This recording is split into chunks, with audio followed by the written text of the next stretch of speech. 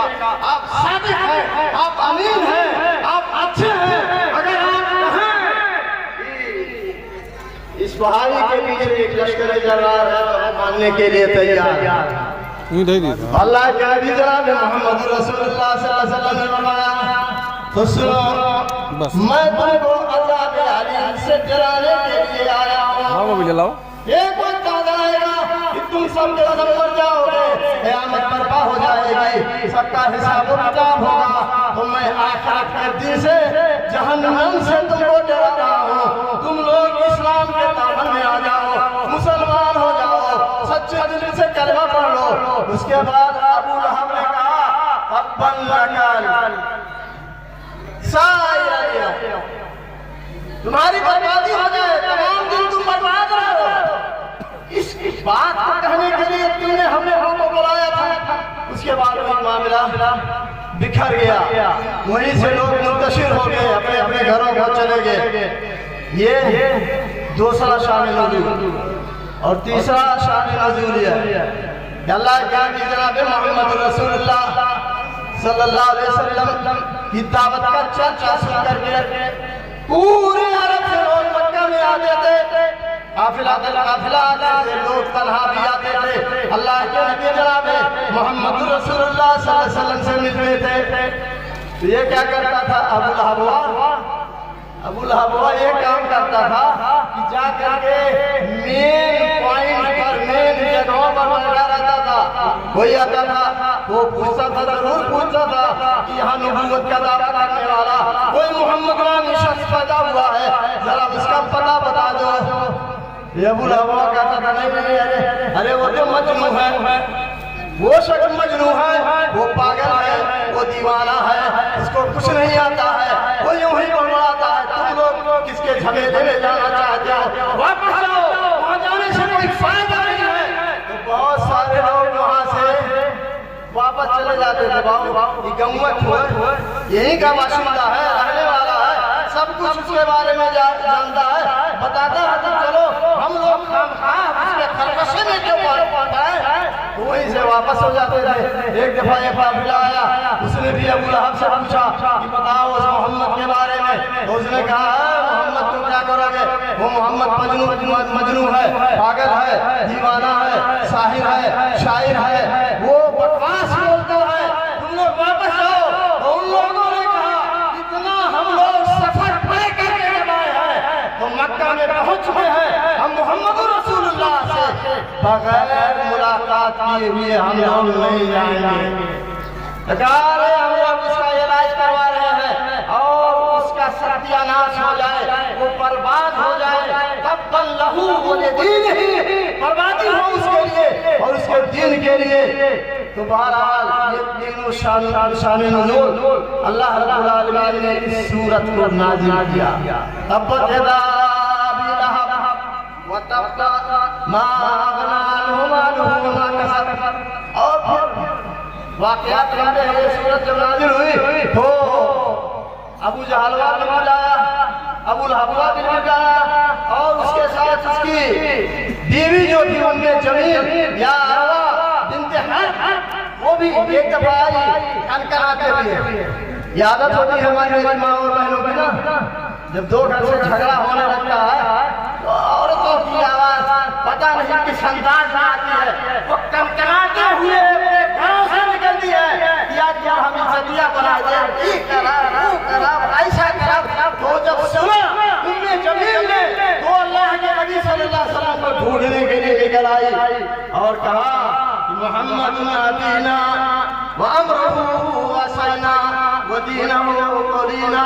کہ محمد مزمم کہا، محمد نے کہا مزمم کہا. اور اس کے بعد آ کر کے ابو بکر کو دیکھ لیا. ابو بکر رضی اللہ تعالیٰ عنہ کے ساتھ ہمارے نبی جناب محمد رسول اللہ صلی اللہ علیہ وسلم تھے، لیکن نبی اکرم صلی اللہ علیہ وسلم کو دیکھ نہیں سکی. ابو بکر سے پوچھ رہی ہے وہ تمہارا ساتھی مزمم کہاں ہے؟ اگر میں اس کو پا جاؤں تو اسی پتھر کو اس کے منہ پر دے ماروں گی. اور اس کے بعد کیا کراتے ہوئے واپس چلی گئی. اللہ کے نبی جناب محمد رسول اللہ صلی اللہ علیہ وسلم نے کہا کہ اللہ رب العالمین نے مجھے دیکھنے سے اس کی بصارت کو پکڑ لیا تھا، وہ مجھے نہیں دیکھ پائی۔ اور اسی طرح سے ابو لہب کا ایک بیٹا عتیبہ تھا جس کی بات چیت شادی کی بات چیت اللہ کے نبی صلی اللہ علیہ وسلم کی ایک بیٹی سے ہوئی تھی، اس نے یا نکاح بھی ہو چکا تھا، اس نے طلاق دے دیا اور اللہ کے نبی صلی اللہ علیہ وسلم کے پاس آیا اور آپ سے بدتمیزی کرنے لگا، گریبان پھاڑنے لگا اور آپ کے منہ پر تھوکنا چاہ رہا تھا اور تھوکا بھی، لیکن وہ غلیظ تھوک اس کا ناپاک تھا۔ اللہ کے نبی صلی اللہ علیہ وسلم پر نہیں پڑا، اللہ کے نبی صلی اللہ علیہ وسلم نے اس پر بددعا کر دیا۔ بہرحال بددعا کا اثر ہوا۔ میں اپنی باتیں یہاں ختم کرنا چاہتا ہوں۔ اللہ تعالیٰ سے دعا ہے کہ رب العالمین ہم تمام مسلمانوں کو قرآن کے اعجاز کو سمجھنے کی توفیق عطا فرمائے، قرآن کو پڑھنے کی توفیق عطا فرمائے۔ وصلی اللہ وسلم علی نبینا محمد وعلی آلہ وصحبہ اجمعین۔ والسلام علیکم ورحمۃ اللہ وبرکاتہ۔ وعلیکم السلام۔ والنٹیئر حضرات ان سے گزارش ہے کہ سامعین کو دوبارہ بھیجیں۔ محترم سامعین، آپ سے درخواست ہے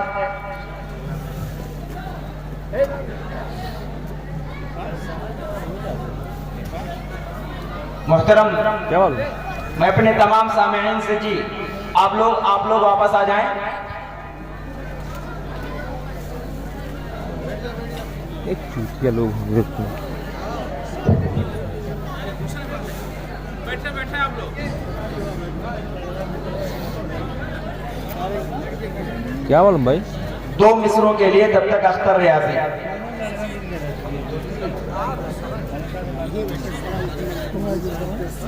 کچھ نہ کچھ تو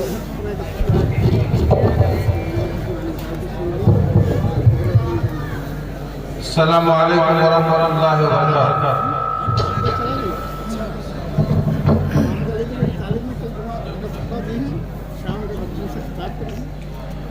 السلام علیکم ورحمۃ اللہ۔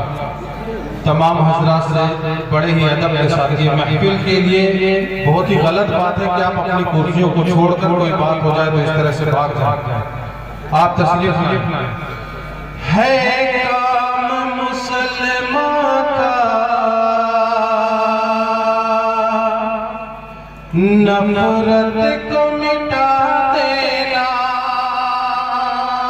ہے کام مسلمان کا نفرت کو مٹا دینا،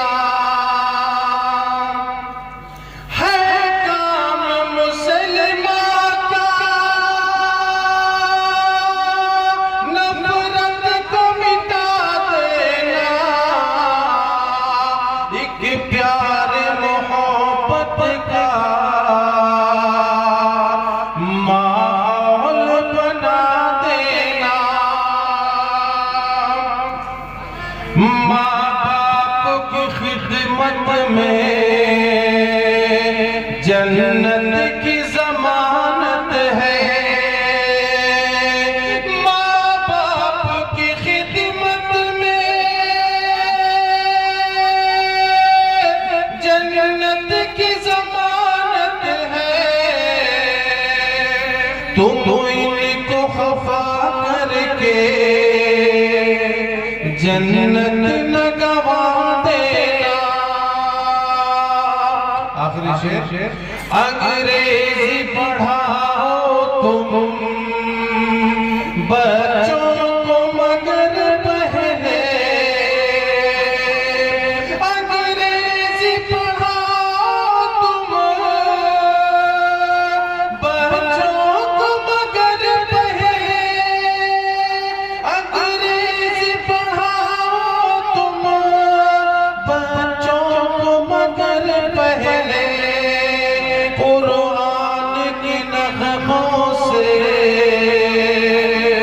قرآن کے نغموں سے دل ان کا سجا دینا۔ ہمارے وہ طلبہ جو والنٹیئر کا فریضہ نبھا رہے ہیں وہ بالکل ٹائٹ رہیں، اور میں اپنے بھائیوں سے درخواست کروں گا کہ آپ لوگ ادھر جو بیٹھے ہوئے ہیں براہ مہربانی آپ لوگ یہاں سامنے آ جائیں. ہمارے شیخ محترم کا خطاب شروع ہوا ہی چاہتا ہے. میں آپ سے درخواست کروں گا آپ لوگ جب تک کرسیوں پر بیٹھتے ہیں مولانا عطیق الرحمان صاحب ریاضی ایک چھوٹی سی نظم پیش کریں گے. آپ سے ایک بار پھر سے درخواست ہے کہ جو لوگ باہر چلے گئے تھے ادھر ادھر ہیں فوراً کرسیوں پر تشریف لائیں. ہمارے شیخ محترم کا خطاب اس کے بعد بالکل ہوا ہی چاہتا ہے. آپ سے درخواست ہے کہ یہ کرسیاں بھریں جو خالی ہیں, کیونکہ آپ اس خصوصی خطاب کا آپ کو انتظار تھا. وہ لمحہ وہ وقت آ چکا ہے.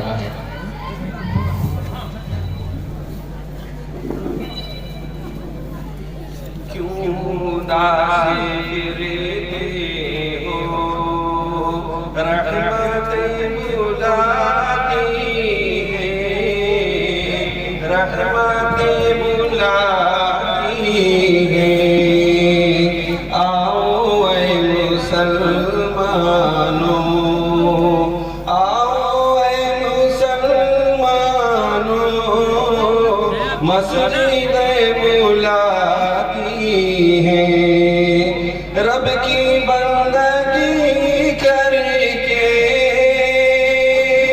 تم فلاح پاؤ گے, تم فلاح پاؤ گے. ہر آذان میں تم کو نصرت بلاتی ہے. مسجدوں کو چھوڑا تو سب کچھ چھوٹ جائے گا. مسجدوں کو چھوڑا تو سب کچھ چھوٹ جائے گا, سب کچھ چھوٹ جائے گا. رب کے بندو آ جاؤ, عظمت بلاتی ہے, عظمت بلاتی ہے. چاہتی ہے یہ دنیا مومنوں کی رسوائی, چاہتی ہے یہ دنیا مومنوں کی رسوائی. لوگوں نے خواب دیکھا تھا پچھلے سال ہی کہ ہمارے ہر دل عزیز اور نوجوان دلوں کی دھڑکن فضیلت الشیخ محمد رحمانی سنابلی مدنی حفظہ اللہ کی اس ادارہ میں آمد ہو, لیکن مقدر میں نہیں تھا. آپ پچھلے سال نہیں آ پائے, لیکن عندیہ دیا تھا کہ اگلے سال آئیں گے. آپ نے اس وعدے کو نبھایا. آپ کو دیکھ کر کے ہمارے دلوں کو تسکین ہوئی, آنکھوں کو ٹھنڈک پہنچی. آپ نے شیخ محترم کا خطاب سوشل میڈیا کے ذریعے سے سنا ہوگا, یوٹیوب کے ذریعے سے سنا ہوگا. نیپال میں میرے خیال سے شیخ کی یہ دوسری آمد ہے جہاں تک میں سوچتا ہوں. اس سے پہلے شیخ ایک بار جامعہ سراج العلوم السلفیہ جھنڈا نگر نیپال کی جامع مسجد میں آپ کا خطاب ہو چکا ہے. میں دل کی اتھاہ گہرائیوں سے, میرے پاس الفاظ نہیں ہیں کہ میں شیخ محترم کا میں شکریہ ادا کروں. آپ نے ہم لوگوں نے جو خواب دیکھا تھا اس خواب کی آپ نے تعبیر دی ہے, اور آپ نے ہماری چھوٹی سی آواز پر آپ نے لبیک کہا ہے. میں اس موقع پر میں اس محسن خاص مولانا اعجاز احمد سنابلی حفظہ اللہ کو بھی یاد کرنا چاہوں گا کہ آپ نے شیخ محترم تک یہاں تک شیخ محترم کو یہاں تک پہنچانے میں آپ نے اپنا کلیدی رول نبھایا ہے. اللہ ہی آپ کو اس کا اجر دے. اب میں اس بڑے باپ کے بیٹے جن کا نام مولانا عبدالحمید رحمانی تھا, جنہوں نے جماعت کی قیادت کی, زمام اقتدار کو سنبھالا, جمعیت جو کہ جمعیت کی ناؤ کو اس انداز میں اور اس انداز سے اس کو کھیوا اور اس کی ملاحی کی کہ آج جمعیت اور جماعت جس مقام پر ہے اور ہر اسٹیج پر اس کی آواز جو سنی جاتی ہے, اگر میں کہوں کہ اس آواز کو, جمعیت کی آواز کو, جماعت کی آواز کو پورے ملک میں اور ملک بیرون ملک میں جس نے تعارف کرایا, اوروں نے بھی تعارف کرایا ہوگا, لیکن بہت بڑا بہت بڑا ہاتھ ہے اس میں اور بڑی کوششیں ہیں اس عظیم شخصیت جس کا نام مولانا عبدالحمید رحمانی ہے۔ ہماری خوش قسمتی ہے ہمارے والد مکرم مولانا عبدالرشید مدنی شیخ الجامعہ جامعہ سراج العلوم برابر آپ کا ذکر خیر کرتے تھے۔ ہم نے بچپن کی یادوں میں مولانا عبدالحمید رحمانی کو سنا تھا۔ آپ ہمارے والد محترم کہا کرتے تھے کہ شیخ ہمارے استاد ہیں، جامعہ سلفیہ میں آپ نے ہم کو پڑھایا ہے۔ بڑی عزت بڑی احترام سے آپ اپنے استاد محترم کا نام لیا کرتے تھے۔ اس عظیم باپ کا، اس عظیم شخصیت کے، اس عظیم باپ کا وہ عظیم بیٹا آج ہمارے درمیان موجود ہے۔ دل کھول کر کے آپ اپنے اس مہمان کا استقبال کیجئے، جو بھی ضیافتیں آپ کی ہو سکتی ہوں آپ اس کو کیجئے۔ آج جو ضیافت آپ یہاں پہ کر سکتے ہیں، ہمارے شیخ محترم کے خطاب کو خصوصی طور سے آپ سماعت فرمائیں، پرسکون ماحول بنائیں۔ ہماری ماں اور بہنیں جو مسجد میں تشریف رکھتی ہیں ان سے بھی درخواست کروں گا کہ یہ موقع بار بار نہیں آئیں گے، یہ لمحے بار بار نہیں آئیں گے۔ سرزمین نیپال کو یہ سعادت ملی ہے، اس ادارے کو یہ سعادت ملی ہے، اس سرزمین کو یہ سعادت ملی ہے کہ اس عظیم باپ کا وہ عظیم بیٹا آج اس کے قدم اس سرزمین پر پڑے ہیں۔ اللہ رب العالمین اس قدم کو دوام بخشے۔ اللہ رب العالمین آپ کا آنا اور جانا یہاں پر مبارک کرے۔ آپ برابر اس سرزمین پر آتے اور جاتے رہیں۔ انشاءاللہ ہم آگے آنے والی مجلسوں میں بھی آپ کو یاد کرتے رہیں گے اور اپنی محبتوں کا آپ ثبوت دیتے رہیں گے۔ اب میں بلا تاخیر اپنے شیخ محترم، اپنے بہت ہی، اب میرے پاس الفاظ نہیں ہیں، دل شاید جذباتی ہو گیا کہ الفاظ ان جذبات میں کھو گئے۔ میں شیخ محترم مولانا محمد رحمانی سنابلی مدنی حفظہ اللہ کو آواز دوں گا اور آپ سے درخواست کروں گا کہ آپ مائک پر تشریف لائیں اور اپنا خصوصی خطاب فرمائیں۔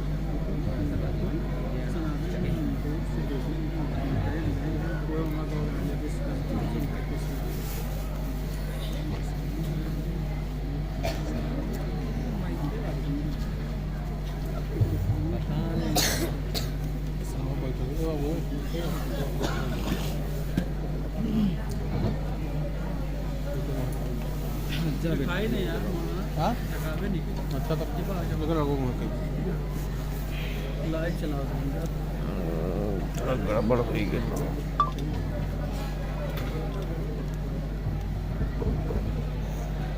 السلام علیکم ورحمۃ اللہ وبرکاتہ۔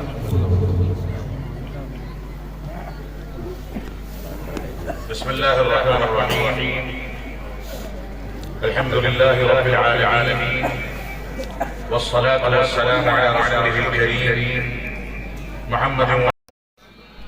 اسٹیج پر موجود علماء کرام، فضیلت الشیخ نصیر محمد مدنی حفظہ اللہ، عزیز گرامی فضیلت الشیخ اعجاز احمد سنابلی حفظہ اللہ، استاد محترم فضیلت الشیخ وسیم احمد ریاضی سنابلی حفظہ اللہ، ناظم اجلاس، دیگر سامعین و سامعات، کیونکہ یہ مجلس قرآن مجید کے حفظ کی تکمیل کی مناسبت سے منعقد کی گئی ہے، اس وجہ سے میں کوشش کروں گا کہ قرآن مجید کی عظمت اور قرآن مجید سے متعلق تھوڑی بہت گفتگو آپ کے سامنے کروں۔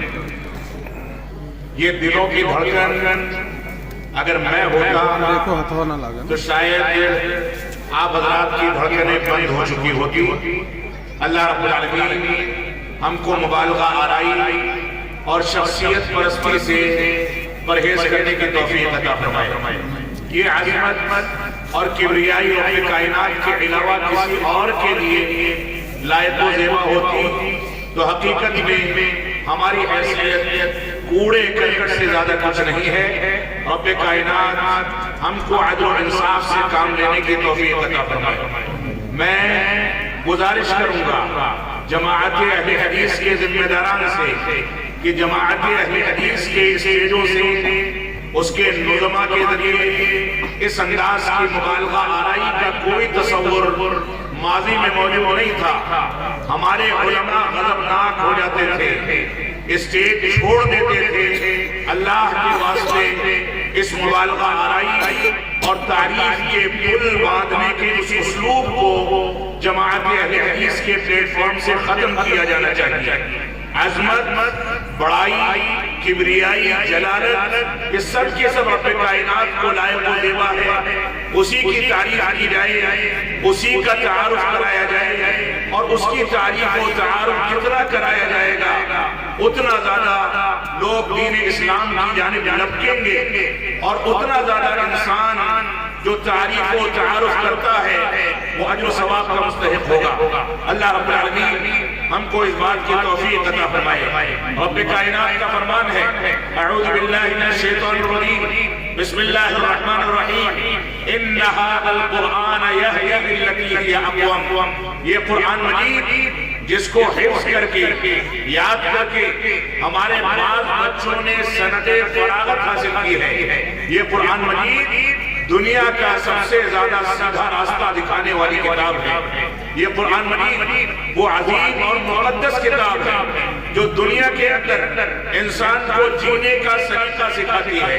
یہ قرآن مجید وہ مقدس پیغام ہے جو پیغام جب پڑھا جاتا ہے تو ایک حرف پر 10 نیکیاں یا نیت کے مطابق, اخلاص کے مطابق کئی گنا بڑھ کر کے نیکیاں ملتی ہیں. اور رسول اکرم صلی اللہ علیہ وسلم فرماتے ہیں الف حرف ولام حرف ومیم حرف.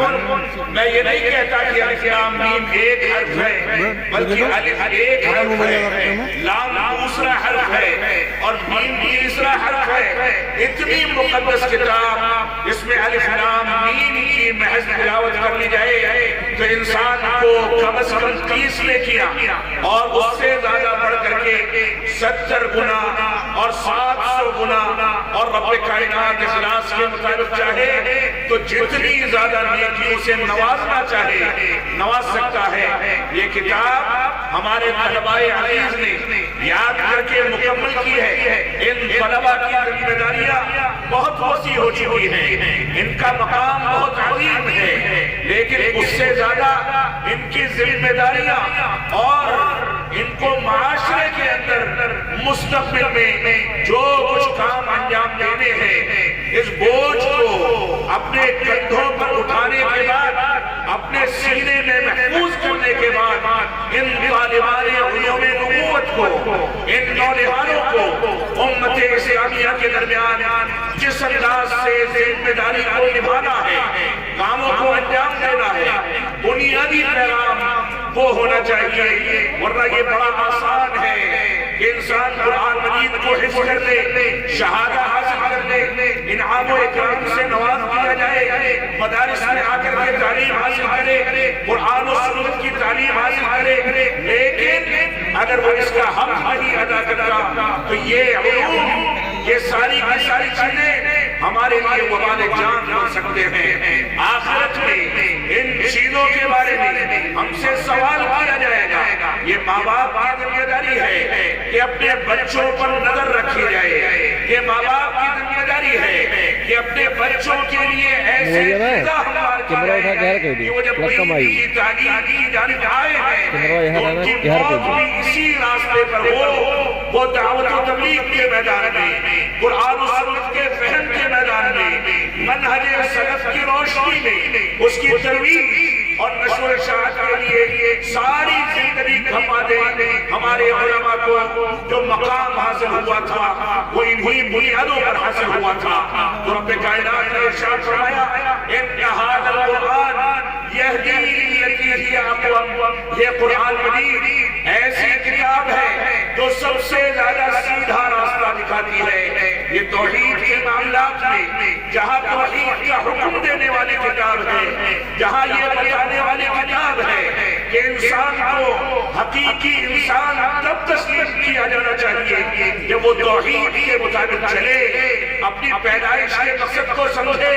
یہ انسانیت جب تک توحید و سنت اور صحابہ کرام کی عظمت سے مربوط نہ ہو جائے، جب تک یہ انسانیت نہیں بلکہ ذلت و خواری ہے. اس انسانیت کو اگر شرافت کے دانتے لگانے ہیں، اس انسانیت کو حقیقی انسانیت تصور کرنا ہے، اس انسانیت کو حقیقی معنی میں کامیاب تصور کرنا ہے، تو سورۃ العصر کا آپ مطالعہ کریں.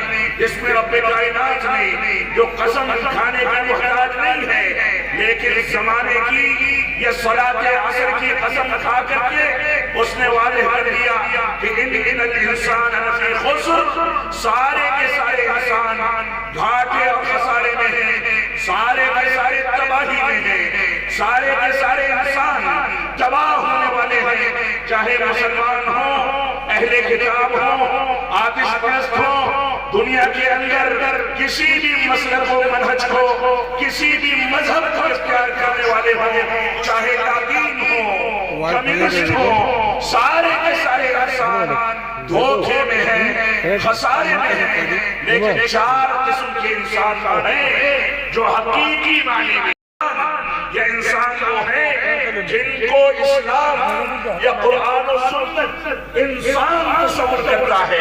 ورنہ انسان دو ہاتھ لے کر کے چلنے والا، دو آنکھوں سے دیکھنے والا، زبان کو حرکت دے کر کے گفتگو کرنے والا، کانوں سے سننے والا، پیروں کے اندر اچھا والا لمیٹڈ ہے، سارے کام کا انجام دینے والا ایم بی ہے وہ گھر والا مل انسان ہے.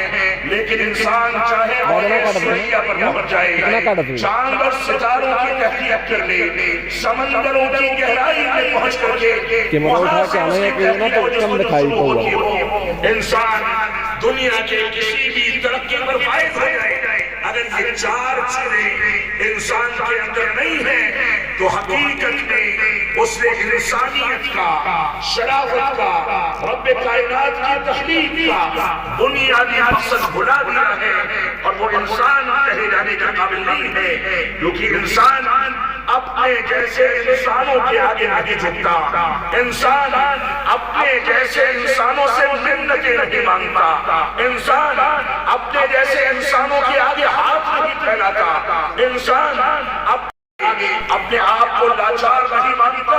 یہ انسان حقیقی انسان وہ ہے جو رب کائنات کے آگے جھکے، اس کو اپنا رازق و مالک سمجھے، اسی سے منتیں کرے، اسی سے دعائیں کرے، اسی سے امیدیں وابستہ رکھے، اسی سے ڈرے اور اسی کے طریقے کے مطابق زندگی گزارے. تو رب کائنات نے حقیقی اور کامیاب انسان کی تعریف کرتے ہوئے چار چیزوں کا تذکرہ اسی قرآن مجید کے اندر فرما دیا ہے. لہذا ہماری یہ ذمہ داری ہے ان چار صفات سے متصف ہونے کے بعد ہم یہ دعویٰ کریں کہ ہم وہ مسلمان ہیں، ہم وہ انسان ہیں جو انسان اس دنیا میں جس مقصد کے لیے پیدا کیا گیا تھا وہ اس مقصد پر چل کر کے اپنی زندگی کو کامیاب بنانا چاہتا ہے. تو رب کائنات نے فرمایا سارے کے سارے انسان گھاٹے اور خسارے میں ہیں الا الذین آمنوا، مگر وہ انسان جو ایمان کو حقیقی معنی اور مفہوم کے ساتھ تسلیم کر لے، وہ ایمان کے بارے میں لا معبود بحق الا اللہ کے تصور کے تحت توحید عبادت کو تسلیم کریں. یہ توحید کو سیاست کی نظر نہ کریں، توحید کو توحید حاکمیت سے تعبیر نہ کریں، توحید کو توحید غالبیت سے تعبیر نہ کریں، بلکہ توحید کو توحید عبادت کے مطابق سمجھ کر کے اس کے مطابق زندگی گزارے. اپنے اندر ایمان کے ارکان کی تکمیل کریں، ایمان کے شرائط کی تکمیل کریں، ایمان کے تقاضوں کی تکمیل کریں، ایمان کے تقاضوں کو سمجھیں، ایمان کا علم حاصل کریں تو فرمایا سارے کے سارے انسان گھاٹے اور خسارے میں ہیں سوائے ان لوگوں کے جو ایمان لائے صرف ایمان لانا کافی نہیں ہے وَعَمِلُوا الصَّالِحَاتِ ایمان لانے کے ساتھ ساتھ ان کیا رمضان کے روزے رکھے کلمہ شہادت کو تسلیم کیا اس کے مطابق زندگی کو ڈھالا تمام کے تمام اعمال صالحہ کو ان لوگوں نے قرآن و سنت اور صحابہ کرام کے فہم کے مطابق اپنے سینے سے لگایا ایک جانب صرف ایمان لانے والے جو آج کے دور میں جماعت اہل حدیث کے بہت سارے چیالے ہیں جو توحید کی بنیاد پر سمجھتے ہیں کہ ہم جنت کے مستحق ہو جائیں گے جو یہ سمجھتے ہیں کہ ہم نے توحید کا حق ادا کر لیا ایمان کو سمجھ لیا ہم غیر اللہ کے آگے سجدہ نہیں کرتے یہی ہمارے جنت میں جانے کے لیے کافی ہے نہیں بلکہ ساتھ میں اعمال صالحہ کی شرط لگا دی گئی تبھی آپ خسارے اور گھاٹے سے باہر جائیں گے آپ کا عمل جتنا مبارک ہوگا آپ کا عمل جتنا بنیادی ہوگا آپ کا عمل جتنا مضبوط ہوگا آپ کا ایمان اتنا پختہ ہوتا چلا جائے گا کیونکہ یہ ایمان اطاعت کے کاموں سے بڑھتا ہے اور نافرمانی اور معصیت کے کاموں سے اس میں کمزوری واقع ہوتی ہے لوگوں تک علماء کی رہنمائی میں پہنچا کر کے لوگوں کو عمل صالح کے لیے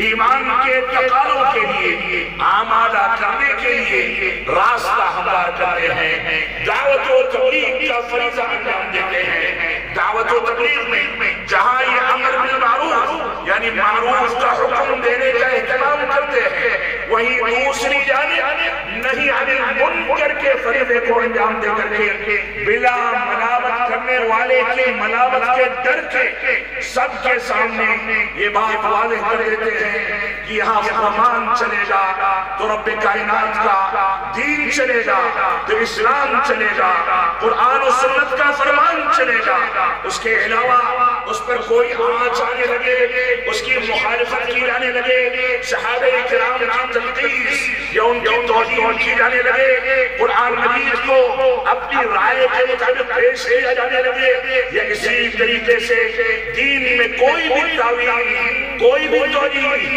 کوئی بھی تعویل کی جائے کوئی بھی تحریف کی جائے اپنے علماء کو نبی سے بڑھا کر کے پیش کیا جائے اندھی تقلید شخصی کا ثبوت دیا جائے دین کو غلط طریقے سے پیش کیا جائے تو ایسی صورت میں اللہ کے نیک بندے ننگی تلوار بن کر کے کھڑے ہو جاتے ہیں کہ ہم ہر چیز برداشت کر سکتے ہیں ہم بھوکے ہو جائیں پیاسے ہو جائیں ہم کو کپڑے ملے نہ ملے مکان نصیب ہو نہ ہو ہم کسی بھی کیفیت میں زندگی گزاریں لیکن ہمارے دین پر آنچ آ جائے یہ ہم کو گوارا نہیں ہے اور یہی طرز زندگی صحابہ کرام نے اختیار کی تھی ان لوگوں کے پاس کھانے کے لیے کھانا نہیں تھا پینے کے لیے پانی نہیں تھا رہنے کے لیے مکانات نہیں تھے پہننے کے لیے کپڑے نہیں تھے پیبند لگے کپڑے پہنتے تھے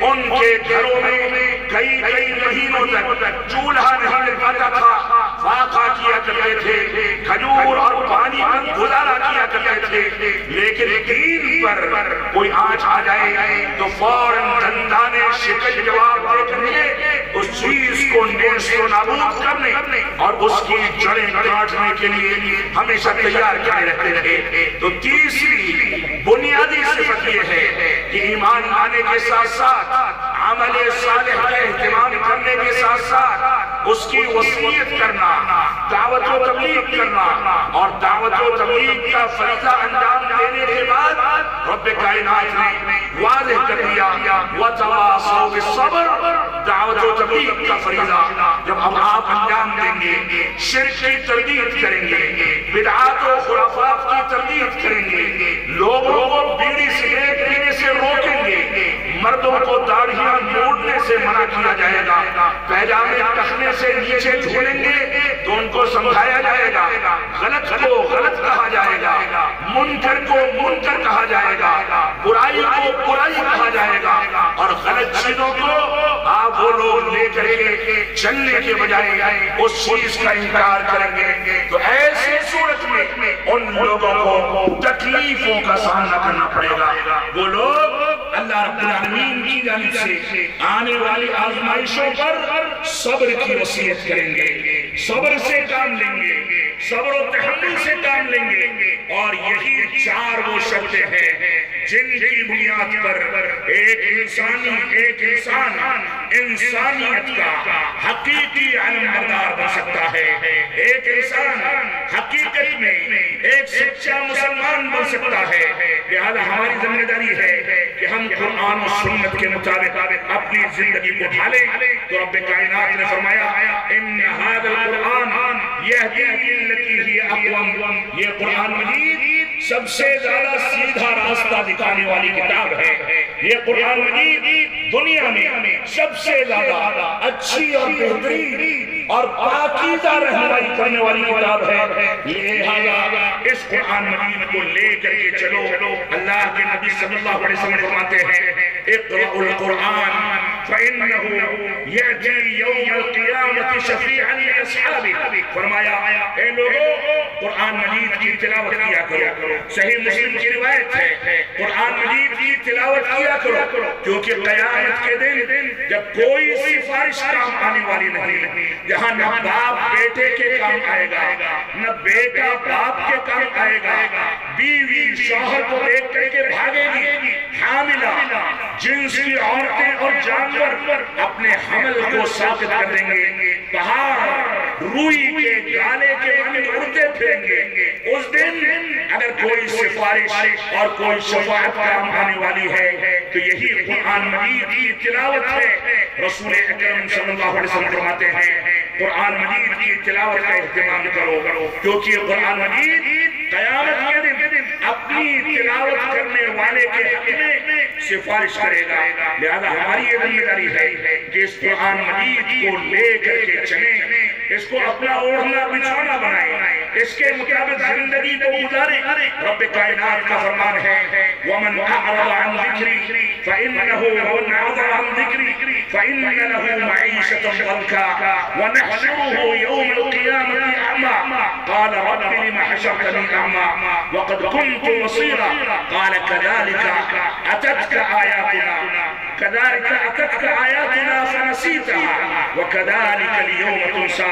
سورہ طٰہٰ میں اللہ رب العالمین نے 125 اور 126 نمبر آیات کے اندر فرمایا جو میرے ذکر سے اعراض کرتا ہے، روگردانی کرتا ہے، سرکشی کرتا ہے، میرے ذکر کو بھلا دیتا ہے، اس کو یاد کرنے کے بعد قرآن مجید کو سینے میں محفوظ کرنے کے بعد اس کو بھلا دیتا ہے، اس سے دوری اختیار کرتا ہے، اس سے نور اور ہدایت حاصل کرنے کے بجائے اس کو تاریکی میں ڈال دیتا ہے۔ رب کائنات نے کیا فرمایا جس نے میرے ذکر سے اعراض کیا تو ایسی صورت میں اس کے لیے بڑی تاریک زندگی ہوگی، بالکل تاریک زندگی اور گمراہی کی زندگی ہوگی، اور ہم قیامت کے دن اس کو اندھا کر کے اٹھائیں گے۔ وہ کہے گا اے میرے رب مجھ کو تو نے اندھا کر کے کیوں اٹھایا جبکہ میں دیکھنے والا تھا، دنیا میں میرے پاس آنکھیں تھیں۔ تو رب کائنات کیا فرمائے گا قال كذلك اتتك آیاتنا، فرمائے گا ایسے ہی میرے پاس تیرے پاس میری نشانیاں، میری آیتیں، میری تعلیم، میرا ذکر، میری قرآن کی آیتیں اور میرے نبی کا فرمان وَكَذَلِكَ الْيَوْمَ تُنْسَى، آج میں تجھ کو بھی بھلا دیتا ہوں اور تجھ کو اندھا کر کے اس دنیا کے اندر اٹھایا جائے گا۔ لہذا ہماری ذمہ داری ہے کہ ہم قرآن و سنت کے مطابق زندگی گزاریں۔ عمر بن خطاب رضی اللہ عنہ فرماتے ہیں ان اللہ یرفع بہذا الکتاب اقواما ویضع بہ آخرین، کہ اللہ رب العالمین اس کتاب کے ذریعے ایک قوم کو سربلندی اور کامیابی اور پاکیزہ زندگی عطا فرماتا ہے، ایک قوم کو اس قرآن مجید پر عمل پیرا ہونے کے نتیجے میں کامیابی کی سیڑھیوں پر چڑھا دیتا ہے، ایک قوم کو اس قرآن مجید کا حق ادا کرنے کے نتیجے میں کامیابی عطا فرماتا ہے، وَيَضَعُ بِهِ آخَرِينَ، اور وہیں دوسری جانب اسی کتاب کی حق تلفی کرنے والے، اس سے سرکشی کرنے والے، اس کو بھلا دینے والے، اس کے خلاف عمل کرنے والے، اس کو نظر انداز کرنے والے، ان لوگوں کو رب کائنات ذلیل و خوار کر دیتا ہے۔ لہذا یہ قرآن مجید ہمارے لیے دو دھاری تلوار ہے۔ یہ بچے جو فارغ ہوئے ہیں ان کی ذمہ داری ہے کہ اپنے ماں باپ کو قرآن مجید پڑھنا سکھائیں، ان کے تلفظ کو صحیح کریں، ان کی ذمہ داری ہے کہ اپنے پڑوس میں، اپنے متعلقین میں، اپنے دوست و احباب میں یہ پیغام پہنچائیں کہ وہ سینے کے اندر جس عظیم دولت کو لے کر کے فارغ ہوئے ہیں، یہ اتنی پاکیزہ دولت ہے کہ اس کے نور سے آپ ساری دنیا کو روشن کر سکتے ہیں۔ یہ قرآن مجید اتنی پاکیزہ کتاب ہے کہ اس کی ہدایت کے ذریعے اس کے مطابق چل کر کے آپ قرآن و سنت کی پیروی کر سکتے ہیں۔ اس کے اندر ہر قسم کی رہنمائی موجود ہے، اس میں بڑوں کا احترام کا حکم دیا گیا، چھوٹوں پر شفقت کرنے کا حکم دیا گیا۔ یہ قرآن مجید ہم کو دنیا میں ترقی کرنے کے راز بتاتی ہے۔ یہ قرآن مجید سمندروں کی حقیقت، آسمان و زمین کی حقیقت، کھیتی باڑی کی حقیقت، سورج اور چاند کی حقیقت، دنیا کے اندر انسان پانی کیسے حاصل کرے، زندگی کیسے گزارے، یہ ستارے کیوں نکلتے ہیں، چاند کیوں طلوع ہوتا ہے، کیوں غروب ہوتا ہے، چاند اور سورج کا نظام کیا ہے، کھیتی باڑی کا نظام کیا ہے، دنیا کے اندر زندگی گزارنے والی مخلوقات کو رب کائنات نے کیوں پیدا فرمایا ہے، انسانوں کو کیوں پیدا کیا گیا، انبیاء کے مقدس سلسلے کو کیوں مبعوث کیا گیا۔ یہ قرآن مجید اول سے لے کر کے اخیر تک ہر چیز کی صراحت اور وضاحت کر کے چلنے والی کتاب ہے۔ لہذا اس قرآن مجید کو لازم پکڑ کر کے چلیں، اس قرآن مجید کو اپنائیں، قرآن مجید کے مطابق زندگی کو ڈھالیں، کیونکہ یہ قرآن مجید سب سے زیادہ سیدھا راستہ دکھانے والی کتاب ہے۔ یہ قرآن مجید افراط و تفریط کے درمیان سب سے زیادہ پاکیزہ اور اہل سنت و جماعت کا سب سے زیادہ متوازن اور عدل پر مبنی راستہ دکھانے والی کتاب ہے۔ اس کے ایک ایک حرف پر اسی وجہ سے دس نیکیاں دی جاتی ہیں۔ اللہ رب العالمین نے اس قرآن مجید کی عظمت کے بارے میں واضح کر دیا، فرمایا لو انزلنا هذا القرآن على جبل لرأيته خاشعا متصدعا من خشية الله۔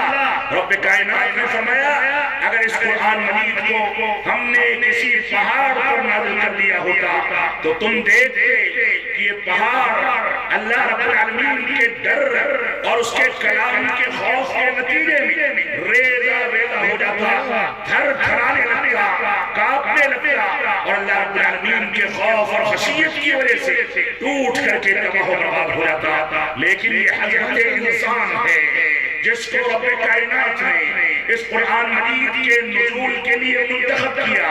رب کائنات نے اسی وجہ سے قرآن مجید میں اس کی عکاسی کرتے ہوئے ارشاد فرمایا وَإِنَّهُ لَتَنزِيلُ رَبِّ الْعَالَمِينَ نَزَلَ بِهِ الرُّوحُ الْأَمِينُ عَلَى قَلْبِكَ لِتَكُونَ مِنَ الْمُنذِرِينَ بِلِسَانٍ عَرَبِيٍّ مُبِينٍ۔ سورۃ الشعراء کے اندر رب کائنات نے قرآن مجید کے مقدس نزول کے بارے میں ارشاد فرمایا وَإِنَّهُ لَتَنزِيلُ رَبِّ الْعَالَمِينَ۔ یہ قرآن مجید اس رب کی جانب سے نازل کردہ کتاب ہے جو تمام جہانوں کا پالنہار ہے، جس نے انسانوں کو بھی پیدا کیا، فرشتوں کو بھی پیدا کیا، جناتوں کو بھی پیدا کیا، درندوں کو بھی پیدا کیا، سمندر کے اندر سمندری مخلوق پیدا کی، انسان کے لیے کیچڑ کے اندر سے اس کے کھانے پینے کا بندوبست کر دیا۔ وہ رب کائنات جو تمام جہانوں کا پالنہار ہے، وہ نالی میں پلنے والے کیڑے مکوڑوں کو بھی غذائیں فراہم کرتا ہے۔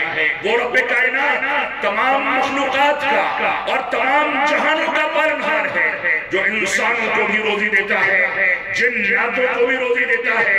وہ رب کائنات جانتا ہے کہ کب کہاں بارش ہونی ہے، کب کہاں قحط پڑنا ہے۔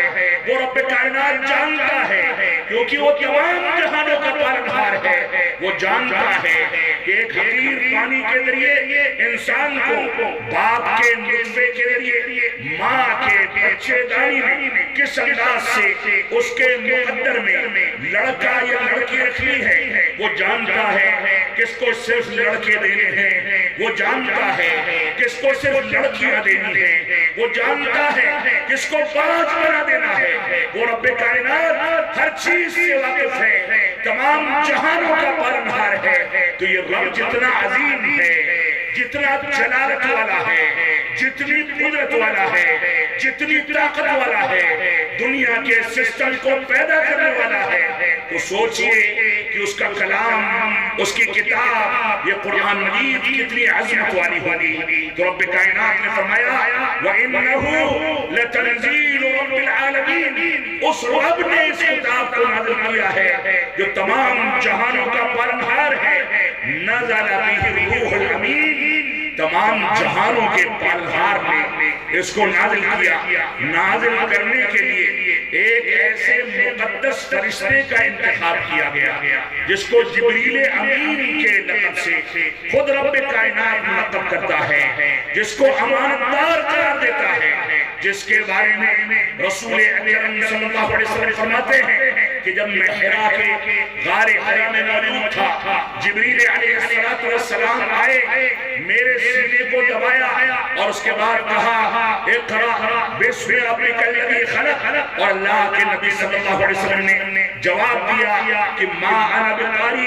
یہ دونوں کے دونوں چشمے صافی ایک ساتھ نکلے، ایک جانب قرآن مجید کا نزول شروع ہوا اور دوسری جانب حدیث رسول کے مطابق زندگی گزارنے کا ذخیرہ تیار کیا جانے لگا۔ تو اللہ کے نبی صلی اللہ علیہ وسلم فرماتے ہیں یہ عظیم فرشتہ، یہ پاکیزہ فرشتہ، یہ روح امین، یہ امانتدار فرشتہ جس کا کائنات کے رب نے انتخاب کیا تھا، تمام جہانوں کے پالنہار نے انتخاب کیا تھا، آپ نے ان کی اصلی شکل و صورت میں ان کو زندگی میں 2 بار دیکھا۔ ایک بار غار حرا میں دیکھا، دیکھ کر کے گھبرا گئے۔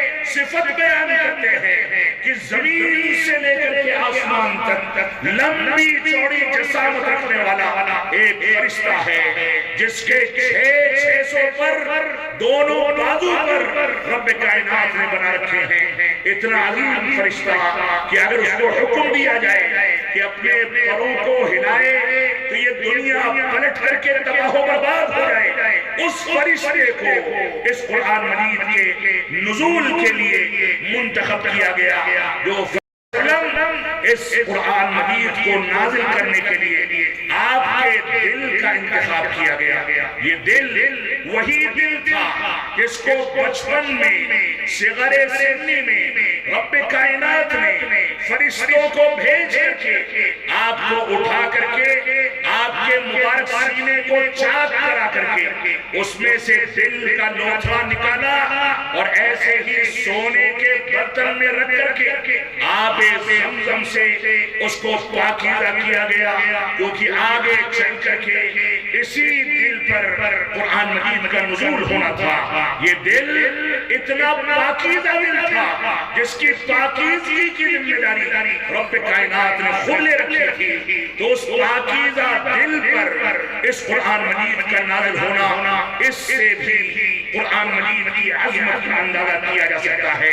اور اس کے بعد فرمایا لِتَكُونَ مِنَ الْمُنذِرِينَ، فرمایا کہ اس قرآن مجید کو کیوں نازل کیا گیا؟ تاکہ آپ لوگوں کو ڈرانے والے بن جائیں، صرف بشارت دینے والے نہیں، بلکہ جب برائی کریں، منکر کو انجام دیں تو آپ ان کو ڈرائیں، دھمکائیں، ان کو بتائیں کہ اگر ایسا کرو گے تو آخرت میں تمہارا انجام کیا ہونے والا ہے، ان کو بتائیں کہ اگر تم منکرات کو انجام دو گے تو دنیا میں رب کائنات کے عذاب سے دو چار ہو سکتے ہو۔ تو رب کائنات نے فرمایا علی قلبک لتکون من المنذرین، آپ کے دل پر اس کو نازل کیا گیا تاکہ آپ لوگوں کو ڈرانے والے بن جائیں، بلسان عربی مبین، دنیا کی فصیح ترین شیریں ترین، دنیا کی سب سے زیادہ پاکیزہ اور سب سے زیادہ مقدس زبان میں، عربی زبان میں اس قرآن مجید کا نزول کیا گیا۔ اس سے ان آیات سے قرآن مجید کی عظمت کا اندازہ کیا جا سکتا ہے۔ یہ قرآن مجید ہم کو تعلیم دیتا ہے کہ ہم اپنی عقل کا استعمال کیسے کریں۔ یہ قرآن مجید ہم کو ڈراتا ہے کہ ایسی چیزیں نہ اپنائی جائیں جن کو اپنانے کے نتیجے میں انسان کی عقل متاثر ہوتی ہو، وہ پاگل پن اور دیوانگی کا شکار ہو جاتا ہو۔ لہذا قرآن مجید ہم کو صحیح سالم عقل رکھنے کا حکم دیتا ہے۔ یہ قرآن مجید ہم کو سماعت سے متعلق رہنمائی کرتا ہے۔ یہ قرآن مجید ہماری بصارت کے بارے میں ہماری رہنمائی کرتا ہے۔ یہ قرآن مجید ہمارے دل کے بارے میں ہم کو تعلیمات دیتا ہے۔ یہ قرآن مجید ہم کو لباس پہننے کے آداب بتاتا ہے۔ یہ قرآن مجید ہم کو چلنے پھرنے کے آداب و احکامات سکھاتا ہے۔ یہ قرآن مجید ہم کو بول چال اور گفتگو کرنے کے احکامات اور اس کے آداب سکھاتا ہے۔ یہ قرآن مجید ہم کو بتاتا ہے کہ ہم گفتگو کریں تو ہماری آواز کیسی ہو۔ یہ قرآن مجید ہم کو بتاتا ہے کہ گفتگو کرنے کے آداب کیا ہے۔ یہ قرآن مجید ہم کو کھانے پینے کے آداب بتاتا ہے۔ یہ قرآن مجید ہم کو ہاتھ اور نگاہوں کے استعمال کے آداب بتاتا ہے۔ اللہ رب العالمین نے فرمایا فما ظنکم برب العالمین، تمہارا رب کائنات کے بارے میں کیا گمان ہے؟ عبداللہ بن مسعود رضی اللہ عنہ فرماتے ہیں قسما باللہ، اللہ رب العالمین کی قسم اٹھا کر کے فرماتے ہیں ما ظن احد باللہ ظنا الا عطاہ اللہ، اللہ رب العالمین سے جو کوئی گمان رکھتا ہے، اللہ رب العالمین اس کے گمان کو، اس کی تمنا کو، اس کی خواہشات کو پوری کرتا ہے، کیونکہ اللہ رب العالمین اس کو پورا کرنے کا حقدار ہے، کیونکہ سارا کا سارا فضل و کرم یہ رب کائنات کے ساتھ خاص ہے۔ ہماری ذمہ داری ہے کہ قرآن مجید کی عظمت کو سمجھیں، قرآن مجید کے مقام کو سمجھیں۔ اللہ رب العالمین نے فرمایا وَإِذَا سَمِعُوا مَا أُنزِلَ إِلَى الرَّسُولِ تَرَىٰ أَعْيُنَهُمْ تَفِيضُ مِنَ الدَّمْعِ مِمَّا عَرَفُوا مِنَ الْحَقِّ يَقُولُونَ رَبَّنَا آمَنَّا فَاكْتُبْنَا مَعَ الشَّاهِدِينَ۔ اللہ رب العالمین نے سورۃ المائدہ کے اندر ارشاد فرمایا اے لوگوں سنو، جو لوگ قرآن مجید کو سنتے ہیں، غور و تدبر کرتے ہیں، اللہ کے نبی صلی اللہ علیہ وسلم پر جو کچھ نازل کیا گیا ہے اس پر غور و تدبر کرتے ہیں، تو اللہ کے نبی صلی اللہ علیہ وسلم آپ دیکھیں گے کہ ان کی آنکھوں سے آنسو بہ رہے ہوتے ہیں، وہ سکتے میں چلے جاتے ہیں، وہ روتے ہیں، گڑگڑاتے ہیں، اللہ رب العالمین کو یاد کرتے ہیں، آنسو بہاتے ہیں، اور کیونکہ انہوں نے رب کائنات کو قرآن مجید کی آیتوں کے ذریعے پہچان لیا، لہذا وہ یہ کہتے ہیں ربنا آمنا، اے رب کائنات ہم تیرے اوپر ایمان لاتے ہیں، فاکتبنا مع الشاہدین، لہذا ہمارا شمار گواہی دینے والوں میں فرما لے۔ اللہ رب العالمین نے ایک دوسرے مقام پر قرآن مجید کے بارے میں ارشاد فرمایا تقشعر منہ جلود الذین یخشون ربہم، جب اس قرآن مجید کی آیتوں کو حقیقی مومن سنتے ہیں تو اس کی وجہ سے ان کے رونگٹے کھڑے ہو جاتے ہیں، رب کائنات کے ڈر کے نتیجے میں ان کے پسینے چھوٹ جاتے ہیں، ان کے رونگٹے کھڑے ہو جاتے ہیں اور وہ کپ کپ آنے لگتے ہیں۔ یہ قرآن مجید کی عظمت ہے۔ اگر قرآن مجید کو سننے کے بعد ہماری زندگی میں کیفیت میں تبدیلی پیدا نہ ہو، اگر قرآن مجید کی تلاوت کے بعد ہم ایمان کی تازگی کو محسوس نہ کریں تو ہم کو رب کائنات کی جانب رجوع کرنا چاہیے، ہم کو اللہ رب العالمین سے دعائیں کرنی چاہیے، گڑ گڑانا چاہیے کہ رب کائنات اس عظیم اور مقدس کتاب پر غور و تدبر کرنے کی ہم کو توفیق عطا فرمائے۔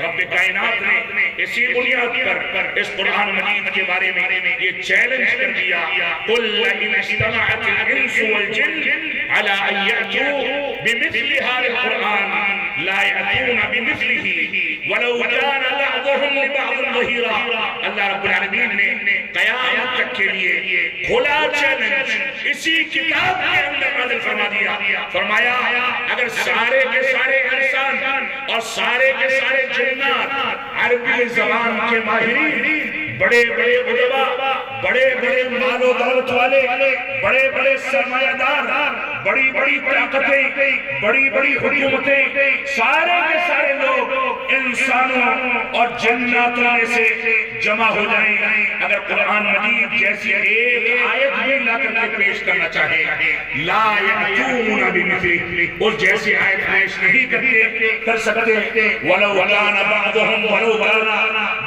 لِبَعْضٍ ظَهِيرًا، اگرچہ وہ ایک دوسرے کا تعاون کریں، ایک دوسرے کی مدد کریں، ایک دوسرے کے لیے سارا کا سارا سرمایہ لگا دیں، ساری صلاحیتیں لگا دیں، لیکن وہ اس جیسی ایک آیت میں نازل نہیں کر سکتے۔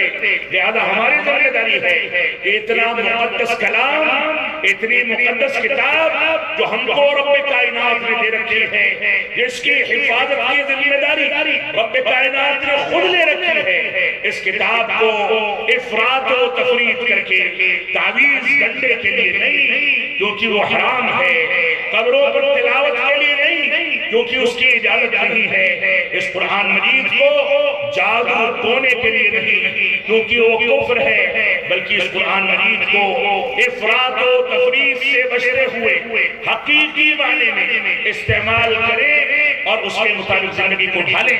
آپ دیکھیں کہ ہمارے معاشرے میں اس قرآن مجید کے نام پر نہ جانے کون سے گورکھ گھوڑے کیے جاتے ہیں۔ ایک شخص بیٹھ کر کے قرآن مجید کے حروف مقطعات کو ایک کاغذ پر لکھتا ہے، کسی ناپاک پرندے کا خون لیتا ہے، اس کے ذریعے سے نقش بناتا ہے اور انسانوں کے گلوں میں ڈال کر کے کہتا ہے کہ جاؤ اب تم کو اولاد بھی ہوگی، پریشانیاں بھی دور ہوں گی۔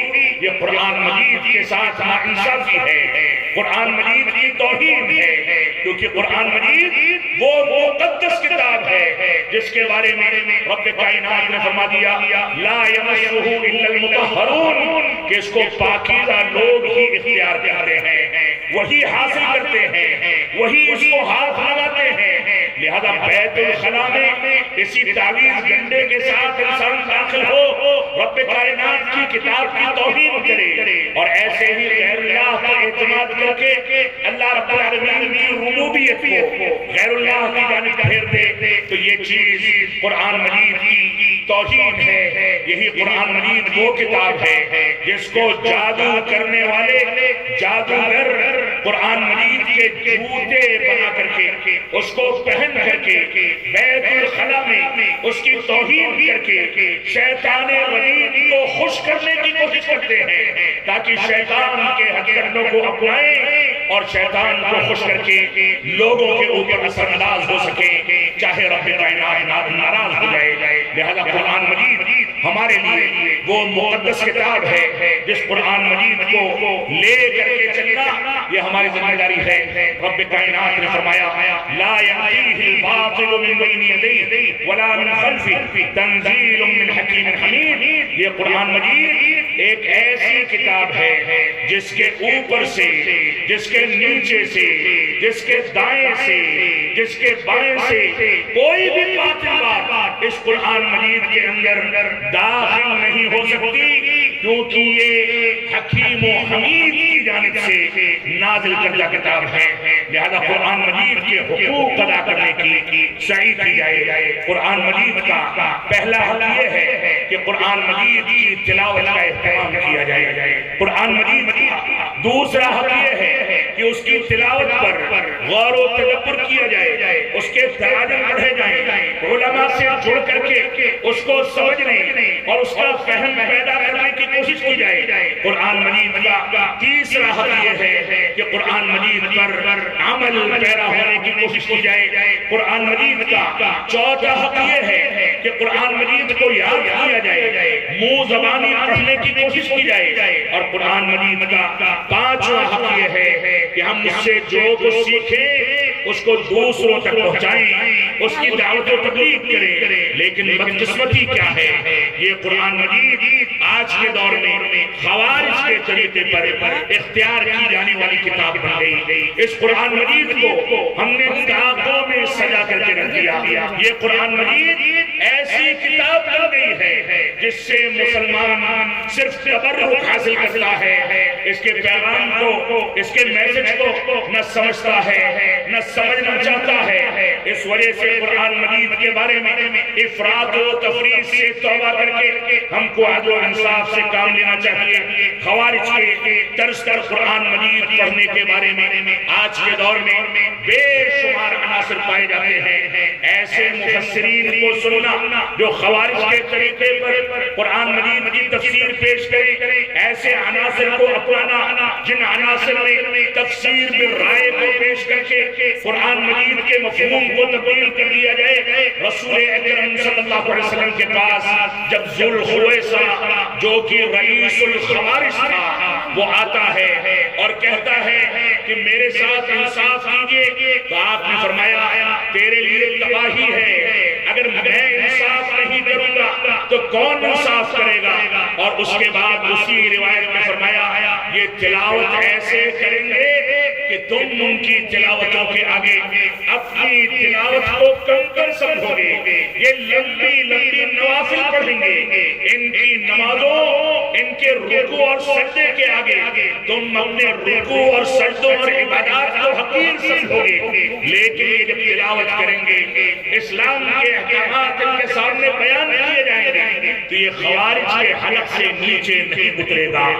اللہ کے نبی صلی اللہ علیہ وسلم نے اسی بنیاد پر فرمایا یہ جہنم کے کتے ہیں۔ اسی کی نسل سے، ذوالخویسرہ کی نسل سے رسول اکرم صلی اللہ علیہ وسلم نے یہ پیشین گوئی فرمائی کہ ایسے لوگ پیدا ہونے والے ہیں جو علماء کی تکفیر کریں گے، حکام کی تکفیر کریں گے، فتنہ و فساد کریں گے۔ یہ آج کے دور میں یہ خروج کا فتنہ، چاہے اخوانیت کا فتنہ ہو، چاہے سروریت کا فتنہ ہو، چاہے قرآن و سنت کی توجیہ و تعویل کا فتنہ ہو، چاہے تنقیص صحابہ کا فتنہ ہو، چاہے توہین صحابہ کا فتنہ ہو، چاہے قرآن مجید کے غلط مفاہیم کو پیش کرنے کا فتنہ ہو، یہ سارے کے سارے فتنے مسلمانوں کے خاندانوں کے اندر پنپتے چلے جا رہے ہیں۔ عمر بن خطاب رضی اللہ عنہ نے ایک دور میں اپنے دور خلافت میں ارشاد فرمایا تھا، سَيَأْتِي أُنَاسٌ يُجَادِلُونَكُمْ بِشُبْهَاتِ الْقُرْآنِ عَنْ قَرِيبٍ، تمہارے درمیان ایسے افراد آنے والے ہیں جو تم کو قرآن مجید کے شبہات کے ذریعے، وہ قرآن مجید کے شبہات کے ذریعے گمراہ کریں گے۔ فَجَادِلُوهُمْ بِالسُّنَنِ، لہذا ان کا جواب اور ان مسائل کا حل تلاش کرنے کے لیے تم اہل الحدیث کا سب سے قیمتی سرمایہ سنتوں کی جانب رجوع کرنا، کیونکہ فَإِنَّ أَصْحَابَ السُّنَنِ أَعْلَمُ بِكِتَابِ اللَّهِ، کیونکہ سنتوں کو جاننے والے یہ اللہ کی کتاب کو سب سے زیادہ گہرائی کے ساتھ سب سے بہتر طریقے سے جانتے ہیں۔ لہذا سنتیں یہ قرآن مجید کو سمجھنے کے لیے وہ کنجیاں ہیں، کنجی کے وہ دانتے ہیں جس کے بغیر قرآن مجید کو سمجھ پانا ممکن نہیں ہے۔ ایسی ایسی تفسیریں آج ہمارے گھروں میں پڑھی جاتی ہیں، سنی جاتی ہیں، جن کا سنت سے اور تفسیر القرآن بالقرآن یہ تفسیر القرآن بالسنت الصحیحہ سے، یہ تفسیر القرآن باقوال صحابہ سے کوئی تعلق نہیں، بلکہ وہ تفسیریں جو سنی جاتی ہیں یا پڑھی جاتی ہیں وہ تفسیر بالرائے پر مبنی ہیں، اور لوگ جو بیان کرتے ہیں وہ خود بھی گمراہ ہوتے ہیں، خوارج کے طرز کو اختیار کرتے ہیں، اور اس کے پڑھنے اور سننے والے بھی گمراہ ہوتے ہیں۔ لہذا ہمارے بچوں کی، ہمارے اساتذہ کی، ہمارے مدارس کے ذمہ داران کی یہ بنیادی ذمہ داری اور بنیادی فریضہ ہے کہ وہ قرآن و سنت کے مطابق اپنی زندگی کو اسی طرز پر ڈھالیں جو طرز صحابہ کرام نے اور سلف صالحین نے اختیار کر کے قرآن و سنت کے لیے دنیا کے سامنے پیش کیا تھا۔ اسی میں نجات ہے، وہی کامیابی ہے، وہی آخرت کی بھلائی ہے، وہی صراط مستقیم ہے، وہی جنت کا راستہ ہے، اور وہی وہ صراط اقوم ہے جس کی جانب یہ قرآن مجید رہنمائی کرتا ہے۔ رب کائنات ہم کو قرآن مجید کے نام پر دھوکہ دینے والوں، رائے کے مطابق اس کے مفاہیم کو پیش کرنے والوں سے براءت کا اعلان کرنے کی توفیق عطا فرمائے۔ رب کائنات ہم کو توفیق عطا فرمائے کہ ہم تفسیر کو اسی طریقے پر سمجھیں جو طریقہ صحابہ کرام نے اختیار کیا۔ یہ قرآن مجید دو دھاری تلوار ہے، اگر ہم نے اس کو سلف صالحین کے فہم پر سمجھ لیا تو یرفع بہذا الکتاب اقواما، اس کتاب کے ذریعے ایک قوم کو سربلندی عطا کی جاتی ہے، کامیابی عنایت کی جاتی ہے۔ لیکن اگر اس کی تفسیر یا قرآن مجید کے معانی اور مفاہیم کو اپنی رائے پر، اپنے علماء کے فتوے پر قرآن و سنت کی مخالفت کے باوجود اگر تسلیم کر لیا گیا تو فرماتے ہیں وَيَضَعُ بِهِ آخَرِينَ، اسی کے ذریعے ایک دوسرے انسان کو تباہی کا سامان بنا کر کے تباہ و برباد کر دیا جاتا ہے۔ اللہ رب العالمین ہم کو قرآن مجید کا حق ادا کرنے کی توفیق عطا فرمائے، قرآن مجید کے ساتھ سنت رسول کو جوڑ کر کے چلنے اور اسی کے مطابق قرآن مجید کو سمجھنے کی توفیق عطا فرمائے۔ ہم جب تک جیئیں تب تک اسلام پر جیئیں، جب ہمارا خاتمہ ہو تو ایمان پر ہو۔ وصلی اللہ علی نبینا محمد وعلی آلہ وصحبہ وسلم، والسلام علیکم ورحمۃ اللہ وبرکاتہ۔ وعلیکم السلام ورحمۃ اللہ وبرکاتہ۔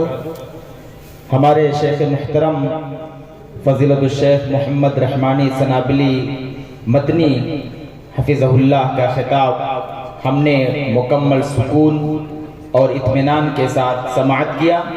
اللہ رب العالمین شیخ محترم کو جزائے خیر دے اور آپ کو صحت و عافیت کے ساتھ اپنی اطاعت سے پر لمبی عمر عطا کرے، اور آپ کے تمام جہود کو، چاہے وہ دینی ہوں، دعوتی ہوں، تعلیمی ہوں، اللہ رب العالمین اس کو قبول فرمائے۔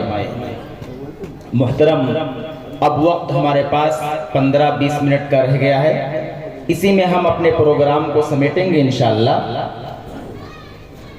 اب دستار بندی کی جو مجلس ہے وہ شروع ہو، اس سے پہلے معہد کی تعلیمی سرگرمیوں کی مختصر رپورٹ پیش کریں گے معہد کے پرنسپل حافظ سمیع اللہ شمس عالیاوی۔ آپ سے درخواست ہے کہ آپ اختصار کے ساتھ رپورٹ پیش کریں۔ السلام علیکم ورحمۃ اللہ وبرکاتہ۔ الحمدللہ رب العالمین والعاقبۃ للمتقین، والصلاة والسلام علی اشرف الانبیاء والمرسلین نبینا محمد وعلی آلہ وصحبہ اجمعین، اما بعد۔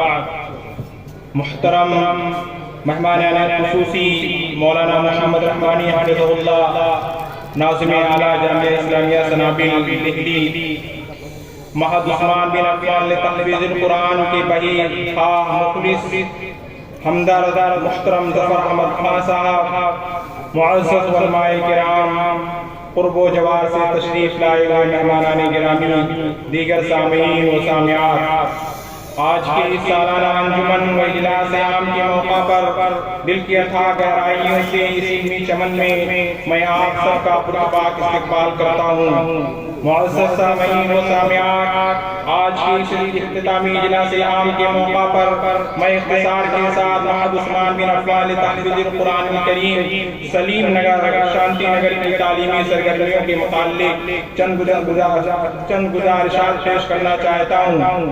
مشرف محض شیخ مجیب الدین مدنی حفظہ اللہ کی زبانی آپ نے محض کی ابتدائی روایات سماعت فرما لی۔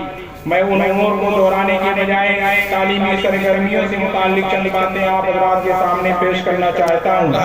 محترم سامعین، یہ جگہ ابتدا میں سنسان اور ویران تھی۔ مسجد کے تعمیر کے بعد مغرب اور عشاء میں نمازیوں کی تعداد نہ ہونے کے برابر تھی، لیکن یہاں کے بانیان اور ان کے اہل خانہ نے بلند عزائم کے ساتھ یہ طے کیا کہ مسجد کے ساتھ اگر شعبہ تحفیظ قائم کر دیا جائے تو نہ صرف یہ کہ مسجد کی رونق بحال ہوگی بلکہ علاقے کے لوگ بھی قرآن کی تعلیمات سے مستفید ہوں گے۔ اسی عزم و حوصلے کے ساتھ محمد عثمان بن عفان لتحفیظ القرآن الکریم کا قیام سن 2020 عیسوی میں عمل میں آیا۔ ابتدا میں کورونا وبا اور محدود وسائل کے باوجود اللہ کے فضل سے کوئی رکاوٹ پیش نہیں آئی۔ معہد میں داخلہ لینے والے طلباء کی تعداد 12 سے 13 تھی۔ خاکسار کو ان طلباء کی حفظ قرآن کی تعلیم کے لیے معمور کیا گیا۔ الحمدللہ پہلے ہی سال میں صرف 6 ماہ کی قلیل مدت میں متعدد طلباء نے مخارج و ناظرہ قرآن مکمل کرنے کے بعد 4 سے 6 پارے حفظ کر لیے، جس سے محل کے ذمہ داران کا حوصلہ مزید بڑھ گیا۔ تاہم رہائش کے لیے جگہ کی کمی اور وسائل کی عدم دستیابی کے سبب مزید طلباء داخلے میں دشواری پیش آئی۔ دوسرے سال میں طلباء کی رہائش کے لیے نئے انتظامات کی شدید ضرورت محسوس ہوئی۔ اللہ کے فضل سے 1 سال کے اندر محد کی 4 منزلہ عمارت مکمل ہو گئی، جس سے طلباء، اساتذہ، دیگر کارکنان کے لیے کھانے پینے اور آرام کرنے کی عمدہ سہولت میسر ہوئی۔ یہ مشرف محض شیخ مجیب الدین مدنی حفظہ اللہ کا ایک عظیم خواب تھا جو الحمدللہ شامل تعبیر ہوا۔ سامعین بھی وقار، ہمارے محل میں طلباء کو حفظ قرآن کے ساتھ ساتھ عصری مضامین جیسے نیپالی، انگریزی اور ریاضی وغیرہ کی بھی تعلیم دی جاتی ہے۔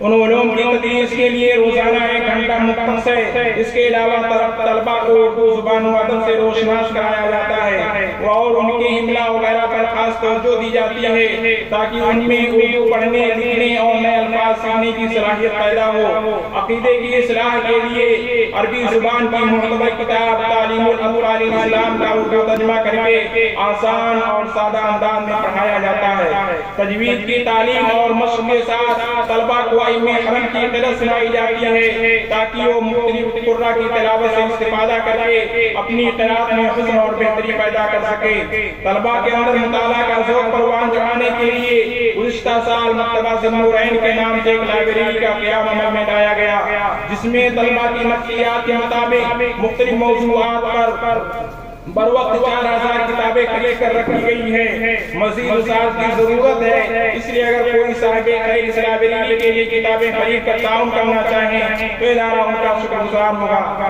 طلباء کی تقریری صلاحیتوں میں نکھار پیدا کرنے کے لیے ہفتہ وار انجمن کا انعقاد کیا جاتا ہے تاکہ وہ اپنی بات درست اور مؤثر انداز میں بیان کر سکیں۔ الحمدللہ اس کے نتیجے میں کئی طلباء خطبہ جمعہ دینے کے قابل ہو چکے ہیں۔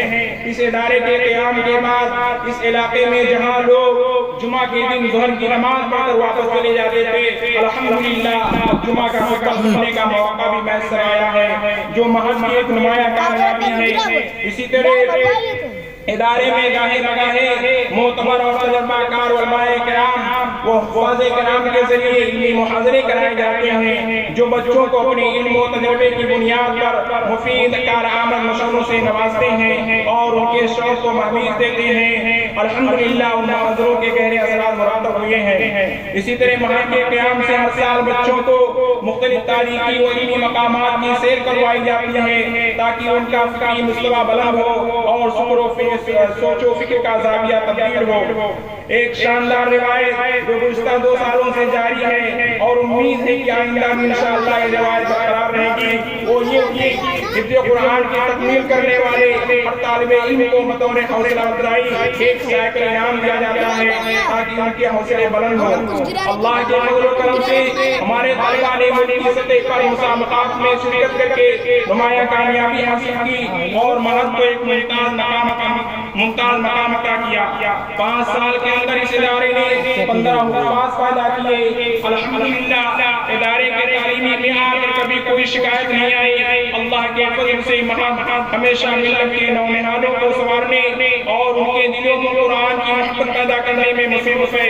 ابھی تک طلباء کے حفظ کے لیے سال یا وقت کی کوئی تحدید نہیں تھی، بلکہ طلباء اپنے ذوق اور ذہنی استعداد کے مطابق حفظ کی تکمیل مکمل کرتے تھے، مگر ان سال ذمہ داران مہد نے آپسی مشورے سے صوبے حفظ کے لیے 4 سالہ کورس اور اس کا نصاب متعین کیا ہے۔ پہلے سال میں ناظرہ قرآن کے ساتھ 5 پارے حفظ کرنا لازم ہے، دوسرے سال میں 12 پارے مکمل کرنا ضروری ہے، تیسرے سال میں 13 پارے حفظ کر کے طالب علم حفظ قرآن کی تکمیل کرے گا، چوتھے سال میں مکمل قرآن کا کم از کم 7 دورہ مکمل کرنا لازمی ہوگا۔ آخری سال میں علوم کی تدریس کے ساتھ ساتھ طلباء کو نحو، صرف اور دیگر ابتدائی درسی کتابیں پڑھائی جائیں گی تاکہ وہ آگے جماعت اولیٰ میں بآسانی داخلہ لے سکیں۔ یہ مہد کا مقررہ کورس ہے، تاہم کئی طلباء نے 2 سال کی مدت میں ہی حفظ مکمل کر لیا ہے۔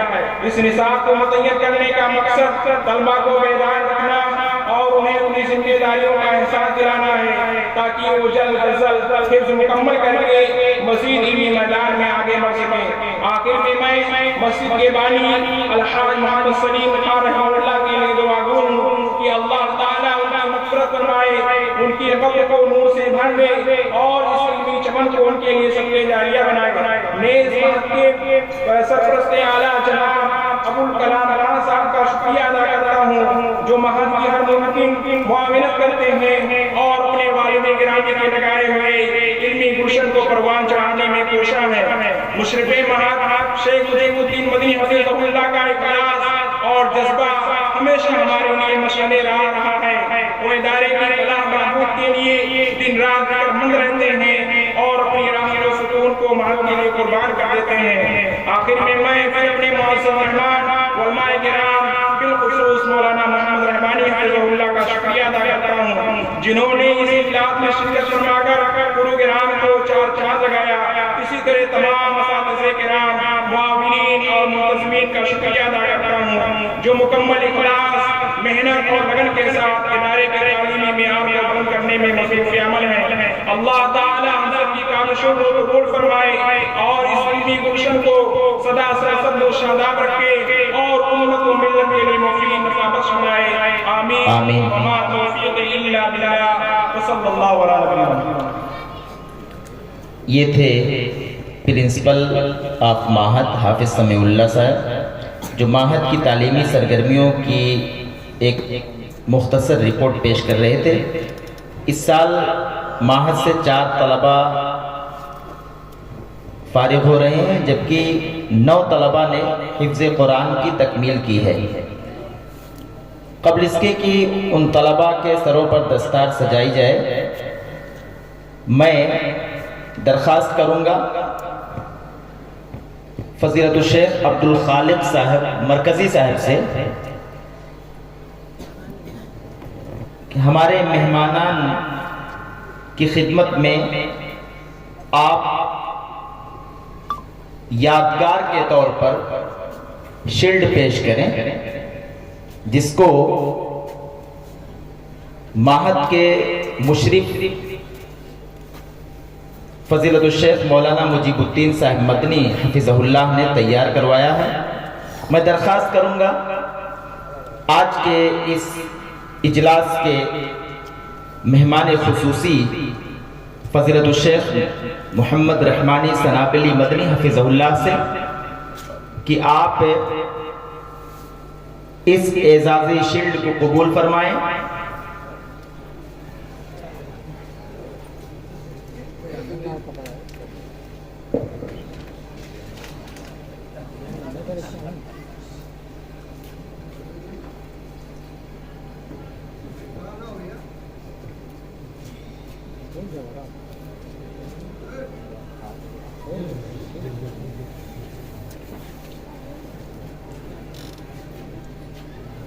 میں درخواست کروں گا مولانا وسیم احمد صاحب ریاضی، استاد جامعہ اسلامیہ سنابل نیو دہلی سے، کہ آپ کی خدمت میں آپ کے شاگرد فضیلت الشیخ مولانا مجیب الدین صاحب مدنی یہ شیلڈ پیش کریں گے۔ شیخ قبول فرمائیں۔ گر قبول افتہ زہ عز و شرف،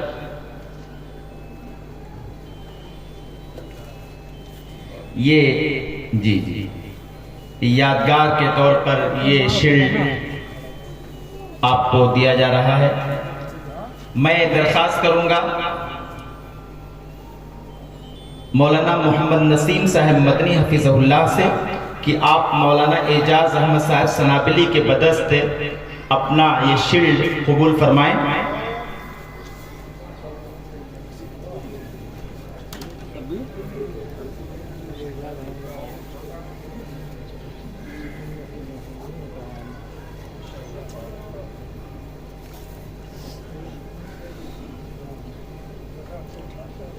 معہد کے محسن خاص جناب ظفر عالم خان صاحب کی خدمت میں بھی ایک یادگاری شیلڈ پیش کریں گے۔ میں درخواست کروں گا مولانا محمد خالد صاحب مدنی سے کہ آپ ہمارے مہمان کی خدمت میں یہ شیلڈ پیش فرمائیں۔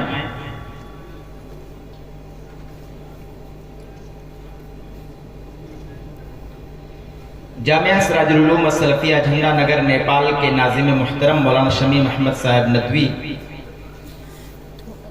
اپنے کچھ مشغولیات کہہ لیجئے یا طبیعت کی ناسازی کی بنا پر تشریف نہیں لا پائے۔ نیابت کریں گے مولانا تاج الدین صاحب سراجی، پرنسپل مدرسہ ضیاء العلوم چندوٹا۔ شیلڈ پیش کریں گے مولانا مجیب الدین صاحب سنابلی مدنی۔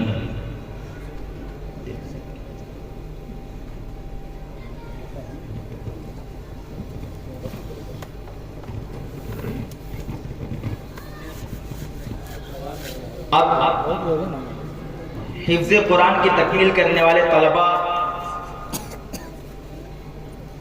کو سائیکل کی چابی دی جائے گی۔ سائیکل یہاں بغل میں کھڑی ہے، لیکن اس سے پہلے فارغین طلباء کی دستار بندی ہو جائے اور ان کے خدمت میں بھی یہ شیلڈ پیش کر دیا جائے۔ سب سے پہلے دستار بندی ہو جائے۔ میں مولانا عبد الخالق صاحب مرکزی اور دیگر علماء کرام سے درخواست کروں گا کہ ان طلباء کے سروں پر دستار سجا دیں، اس کے بعد جو شیلڈ ہے وہ ان کی خدمت میں پیش کر دیا جائے۔ میں درخواست کروں گا مولانا اختر ریاضی صاحب سے تب تک چند بند وہ پیش کر دیں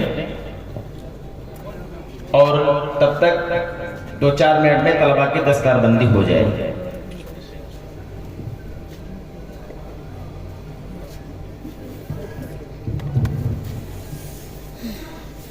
السلام علیکم ورحمۃ اللہ وبرکاتہ۔ قابل مبارکباد ہے وہ طلباء جنہوں نے آج مکمل کیا۔ میں اسٹیج پر تشریف فرما اپنے تمام علماء کرام سے میں درخواست کروں گا کہ برائے مہربانی آپ اس میں ہاتھ بٹا لیں۔ یہ ہمارے مشرف معہد کی یہ درخواست ہے، گزارش ہے۔ جی ان کے لیے کچھ بند پیش کر رہا ہوں، سما فرمائیں۔ رہبر راہ شریعت حافظ قرآن ہے، مرکز فکر و بصیرت حافظ قرآن ہے۔ رہبر راہ شریعت حافظ قرآن ہے، 30 پارے یاد کرنے سے ملی ہے برتری، 30 پارے یاد کرنے سے ملی ہے صاحب علم و فضیلت حافظ قرآن ہے، پڑھتے ہیں قرآن کو ترتیل سے تجوید سے، پڑھتے ہیں قرآن کو ترتیل سے تجوید سے، مومنوں ذکر و تلاوت حافظ قرآن ہے، رہبر راہ شریعت حافظ قرآن ہے۔ ایک دن ماں باپ کو پہنائیں گے سونے کا تاج، ایک دن پہنائیں گے ماں باپ کو سونے کا تاج، نوجوانوں فضل رحمت حافظ قرآن ہے، ہم کسی تحریف یا ترمیم سے ڈرتے نہیں، ہم کسی تحریف یا ترمیم سے ڈرتے نہیں، 30 پاروں کی حفاظت حافظ قرآن ہے، مولانا انعام اللہ صاحب اسٹیج پر آ جائیں۔ ہے دعا ہم سب کی یا رب بامل حافظ بنے، ہے دعا سب کی یا رب بامل حافظ بنے، خادم قرآن و سنت حافظ قرآن ہے، بچہ بچہ حافظ قرآن ہو انصر یہاں، بچہ بچہ حافظ قرآن ہو انصر یہاں، خوبصورت پاک سیرت حافظ قرآن ہے، خوبصورت پاک سیرت حافظ قرآن ہے۔ وعلیکم السلام۔ فارغین طلباء کی خدمت میں شیلڈ پیش کیا جائے گا۔ میں درخواست کروں گا مولانا محمد نصیب صاحب سلفی سے، شیخ نصیب صاحب آپ کی بدست فارغ ہونے والے طلباء میں سے عبد القادر مشتاق احمد، آپ کا تعلق سمری مشرق نیپال سے،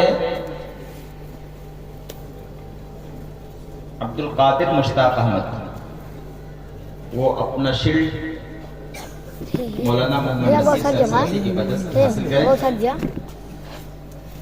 محمد اکرم عبد الغنی میں درخواست کروں گا مولانا انعام اللہ صاحب مدنی سے۔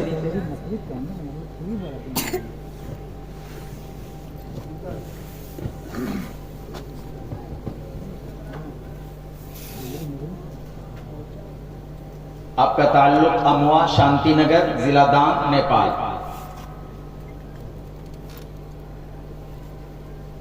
میں درخواست کروں گا مولانا محمد شریف صاحب مدنی سے کہ آپ حافظ محمد عفان بن شرف الدین ساکن کلکدیہما ضلع کپلوستو نیپال کو یہ شیلڈ پیش کریں. مولانا عاطف الرحمان صاحب ریاضی سے درخواست ہے کہ وہ حافظ محمد فراہیم بن عبد الحمید ساکن مسہری مشرق ضلع سدھارتھ نگر یو پی کو یہ شیلڈ پیش کریں.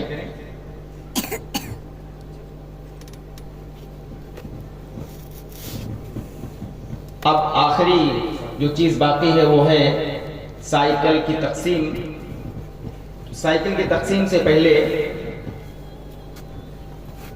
سمران ایک الوداعی نظم پیش کریں گے، وہ آئیں اور وہ الوداعی نظم پیش کر دیں.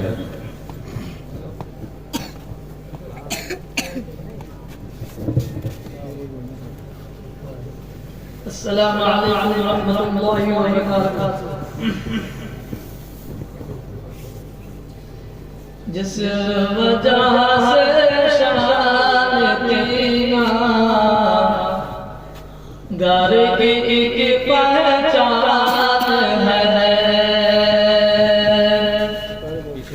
جس وجہ سے شان تینا گھر کی ایک پہچان ہے. معہد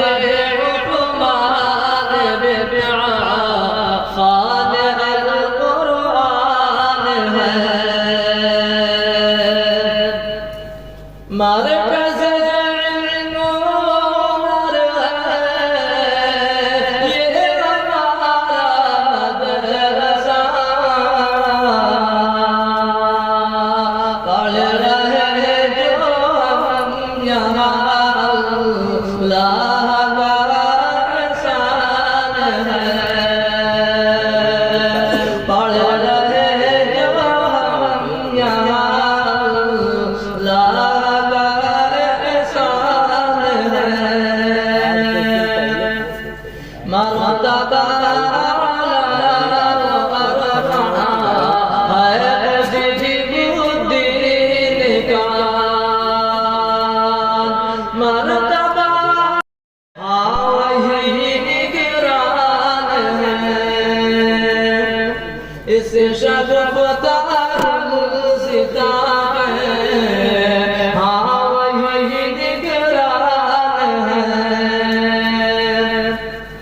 مدرسے کے صدر جو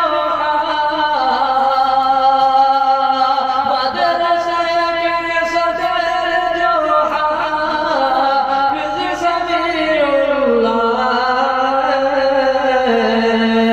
ان کی شفقت پہ کیا جان بھی قربان ہے. جس وجہ گھر کی ایک پہچان ہے، جتنے بھی استاد ہیں سب کا اونچا ہے مقام. جتنے بھی استاد ہیں سب کا اونچا ہے مقام. محترم سلمان صاحب کی الگ ہی شان ہے، جس وجہ سے شان تیرا گھر کی ایک پہچان ہے. محترم مقصود اور عاطف بھی ہے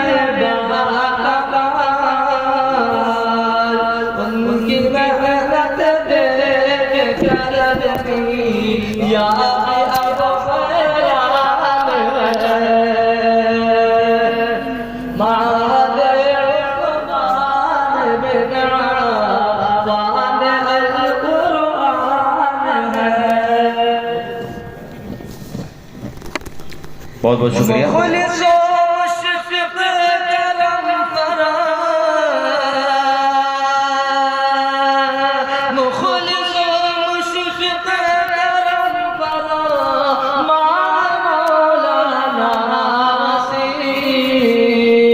ان کی میٹھی بول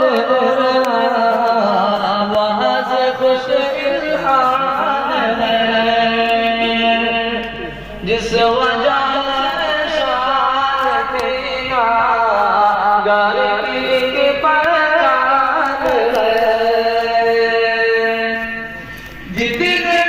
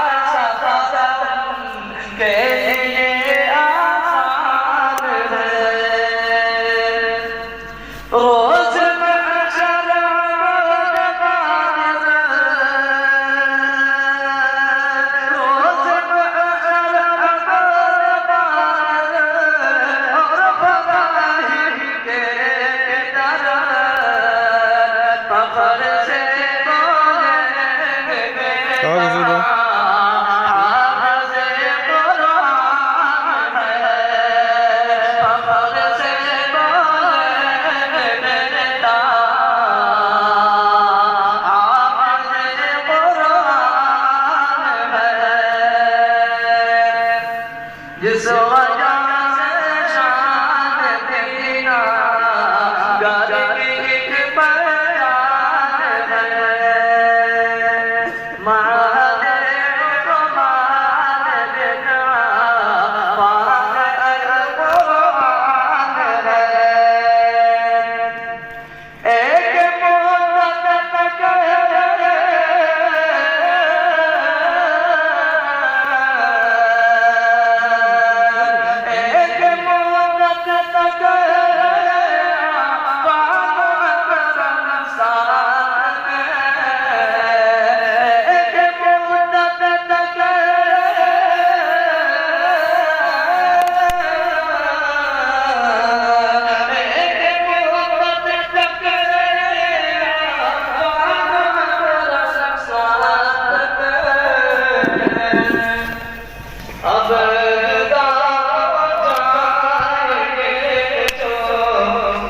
پل کے بس مقام ہے اب جدا ہو جائے تو پل کے بس مقام ہے اب جدا ہو جائے مقام ہے اب جدا ہو جائے تو پل کے بس شان دینا علم فن کا ہے جو یہ چمن شان دینا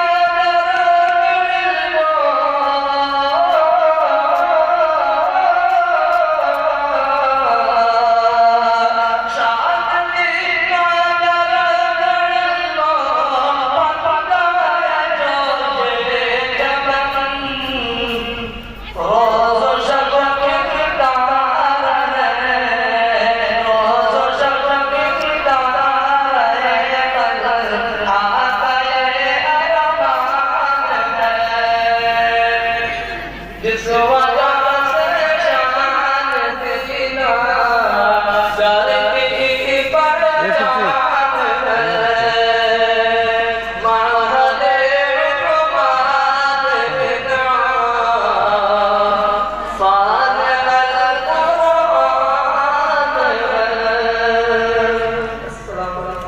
وعلیکم السلام. سمران احمد عبد الرؤوف کی زبان